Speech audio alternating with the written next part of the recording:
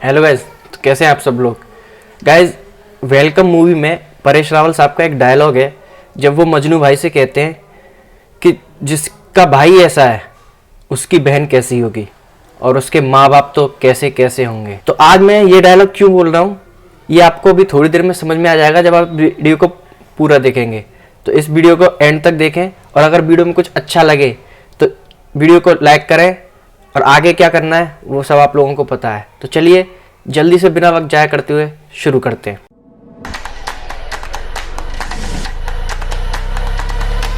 आपके अपने YouTube channel review by iron में एक बार आपका फिर से स्वागत है। गाइस देखो, आज इतने लंबे इंतजार के बाद हिंदुस्तान की one of the magnum opus movie RRR यानी कि RRR का एक ग्लिम्स रिलीज हुआ है। आज इस वीडियो में हम उस ग्लिम्स का रिव्यू करेंगे और साथ ही साथ करेंगे ब्रेक डाउन। मैं आपको बताऊंगा इस ग्लिम्स में ऐसी बातें जो शायद आपने नोटिस ना की हो। तो गाइस चलिए शुरू करते हैं।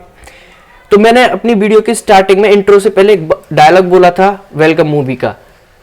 अब ये क्यों बोला था मैं आपको बताना चाहूँ। गाइस, अगर मैं इस ग्लिम्स को देखने के बाद 45 सेकंड्स का 45 सेकंड का ये ग्लिम्स आया है जिसमें किसी भी एक्टर द्वारा कोई भी इवन एक वॉइस ओवर का एक वर्ड तक नहीं है, कोई आपको डायलॉग को कुछ सुनने के लिए नहीं मिलता, कोई वोकल सुनने के लिए नहीं मिलता। सिर्फ और सिर्फ अगर सुनने के लिए मिलता है तो वो है बैकग्राउंड म्यूजिक। इस ग्लिम्स को देखने के बाद मैं सिर्फ यही कहूंगा गाइस, वही वेलकम वाली लैंग्वेज में, कि जिस मूवी का सिर्फ 45 सेकंड का ग्लिम्स ऐसा है उसका ट्रेलर कैसा होगा, वो मूवी तो भाई पता नहीं कैसी होगी यार। ये बात सही है कि मैं RRR के लिए बहुत ज्यादा एक्साइटेड था और इसका देखो वन ऑफ द रीजन बताऊं तो SS राजामौली मेरे फेवरेट डायरेक्टर है साउथ इंडस्ट्री के। दूसरा, उसमें मेरे फेवरेट एक्टर भी है जूनियर NTR। ये दो रीजन को साइड में रख लो। लेकिन अब जो ग्लिम्स आया है ना आज, उसको देखने के बाद तो गाइज मैं इस मूवी का सच में बिना रिलीज हुए ही बहुत बड़ा फैन बन चुका हूं यार।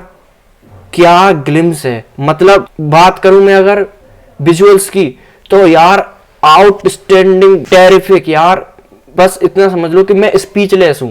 मुझे समझ नहीं आ रहा कि मैं इस ग्लिम्स के बारे में रिव्यू करना कहां से शुरू करूं, कहां पे खत्म करूं, क्योंकि हर चीज एक अपना एक अलग रिव्यू रखती है। विजुअल्स एक भाई एक नेक्स्ट लेवल, मतलब नेक्स्ट लेवल से भी अगर ऊपर कोई लेवल होता है ना, उस लेवल के विजुअल्स, कलर ग्रेडिंग, रस्टी और डस्टी कलर ग्रेडिंग हमें देखने के लिए मिलती है। उसके बाद जो बैकग्राउंड म्यूजिक, भाई जो बैकग्राउंड म्यूजिक चलता है ना, गदर, फैंटास्टिक यार, फैंटास्टिक। जैसा कि मैं बता चुका हूं कि इसमें हमें कोई डायलॉग सुनने के लिए नहीं मिलता, लेकिन इस ग्लिम्स की सबसे अच्छी बात यह है कि इस मूवी में जो भी मेन कैरेक्टर्स हैं उनको इसमें दिखाया गया है। चाहे 2 सेकंड के लिए उनका एक सीन हो, लेकिन दिखाया गया है। चाहे बात करूं मैं जूनियर NTR की, रामचरण तेजा की, अजय देवगन की, आलिया भट्ट की, श्रेया शरण की, किसी की भी बात करूं, वो सारे हमें इस टीजर में देखने के लिए मिलते हैं। बस रिव्यू में तो सिर्फ इतना ही बोलूंगा मैं कि यार मैं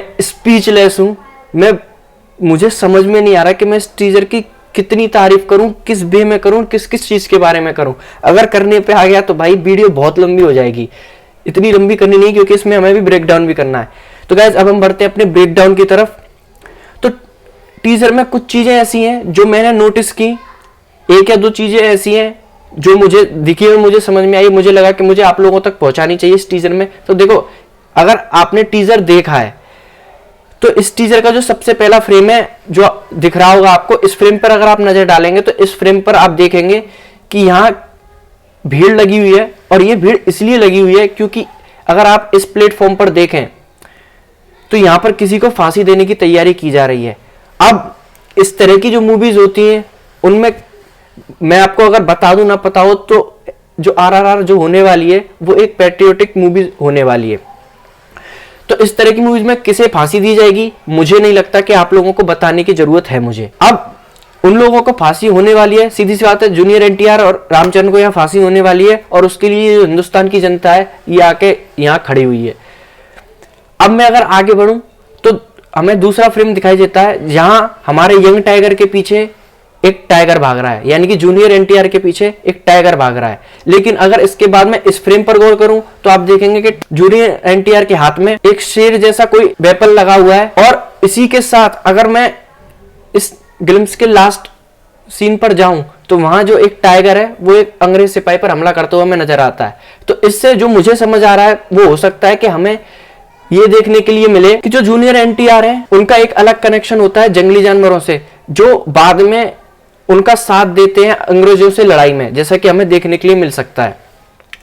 इसके साथ मैं अगर एक आगे बढ़ूं नेक्स्ट ब्रेकडाउन की तरफ, तो जो जो कैरेक्टर रिवील पोस्टर आए थे या मोशन पोस्टर आए थे आरआरआर के, उसमें हमें देखने के लिए मिल रहा था कि जो जो पोस्टर रामचरण के आए थे या जो जो मोशन पोस्टर रामचरण के लॉन्च हुए थे उन सब में रामचरण को एसोसिएट किया गया था, रामचरण को जोड़कर दिखाया गया था आग के साथ, वहीं जूनियर एनटीआर को जोड़कर दिखाया गया था पानी के साथ। अगर वहीं हम इस ग्लिम्स पर नजर डालें तो हमें कुछ सीनों में वो चीज दोबारा दिखाई देती है, जैसे कि इस फ्रेम में अगर आप देखें तो रामचरण के हाथ में एक मशाल लगी हुई है और उनके चारों तरफ आग जल रही है, वहीं दूसरी तरफ जूनियर एनटीआर के हाथ में पानी का पाइप है और चारों तरफ पानी फैला हुआ है।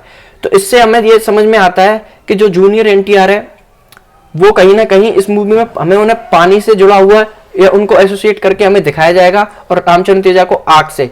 इसी के साथ साथ आग और पानी की दोस्ती को मिलाकर दिखाया जाएगा, जिसमें पानी का जो प्रतीक जूनियर एनटीआर को दिखाया गया और आग का प्रतीक रामचरण तेजा को।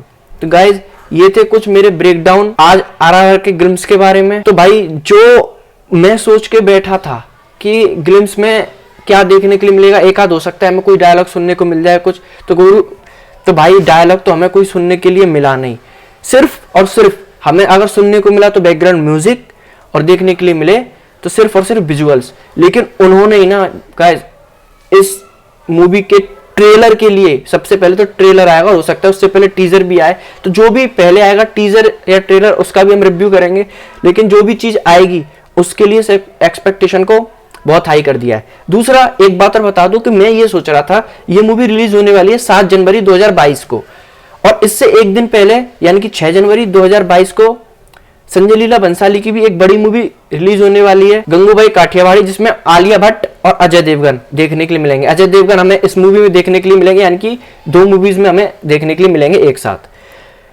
तो मैं ये सोच रहा था कि यार इस मूवी पे इससे एक दिन पहले गंगूबाई काठियावाड़ी रिलीज हो रही है और उसके एक हफ्ते बाद यानी कि 14 जनवरी को प्रभास की most awaited movie Radheshyam release हो रही है, और इसके साथ साथ राणा दुग्गुवती और पवन कल्याण की एम कुसुम की ऑफिशियल रीमेक वो भी पैन इंडिया रिलीज है, वो भी रिलीज हो रही है। तो कहीं ना कहीं आरआरआर पर इन तीनों मूवीज का कहीं ना कहीं असर पड़ने वाला है। लेकिन इस ग्लिम्स को देखने के बाद मैं ये दावे के साथ कह सकता हूं, मैं ये लिख के दे सकता हूं कि ये मूवी इन तीनों पर असर डालेगी। देखो गंगूबाई काठियावाड़ी तो जस्ट एक दिन पहले रिलीज हो रही है, तो उस पर तो असर पड़ना ऑब्वियसली बात है, बिल्कुल पड़ेगा। रही बात भीमला नायक और राधेश्याम की, तो वो एक हफ्ते बाद रिलीज हो रही हैं, तो हो सकता है कि तब तक आरआरआर अपने सारे रिकॉर्ड तोड़ दे, नए रिकॉर्ड कायम कर दे, तो हो सकता है उन पर इंपैक्ट कम पड़े, लेकिन इंपैक्ट उन पर भी पड़ेगा। तो गाइज यहीं तक था आज का हमारा ये वीडियो। अगर आपको इस वीडियो में कुछ अच्छा लगा हो या आप इस चैनल पर नए हैं तो गाइज वीडियो को लाइक करना, चैनल को सब्सक्राइब करना और नोटिफिकेशन बेल भी दबा दो। और हाँ, अपने फ्रेंड के साथ भी इस चैनल को शेयर कर देना यार, क्योंकि चैनल पर बहुत कुछ आप लोगों के लिए आने वाला है। तो ऐसी वीडियोस के लिए हमसे जुड़े रहें। और हाँ, आपको इस टीजर में सबसे अच्छा पार्ट या सबसे अच्छा फ्रेम कौन सा लगा मुझे कमेंट में लिखकर जरूर बताइएगा। तो मिलता हूं किसी और नेक्स्ट वीडियो में, तब तक के लिए बाय एंड टेक केयर।